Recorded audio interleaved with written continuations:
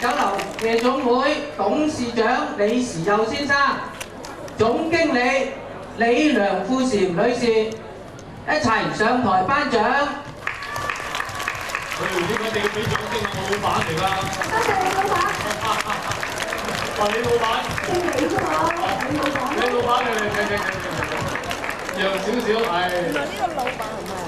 唔該唔該。咁你老闆啊？我記得我第一次喺呢度登台嘅時間又係攞金牌喎。嚇？你請。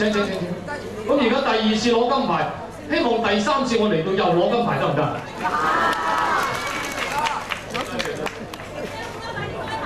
現在請各位嘉賓，今日咧係我哋海城大酒樓夜總會大酒樓夜總會啊，真嘅不過最成功係呢次，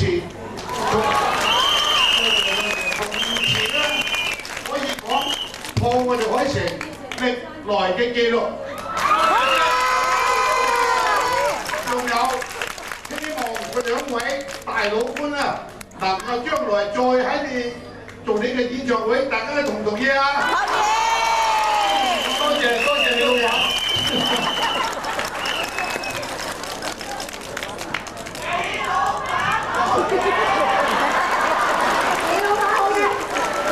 現在有請我哋總經理李梁富嬋女士致送金牌俾鄭少秋先生。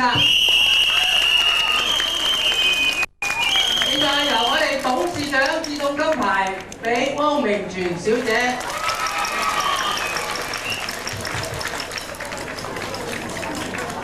我哋再傾下。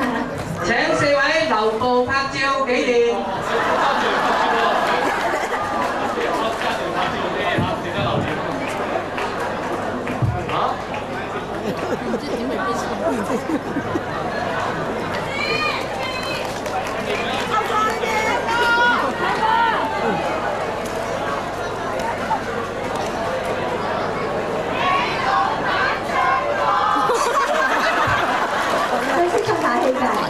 唱大好叻㗎！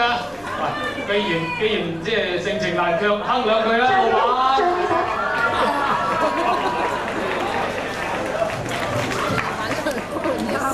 現在繼續我哋嘅精彩節目，請各位觀眾細心欣賞。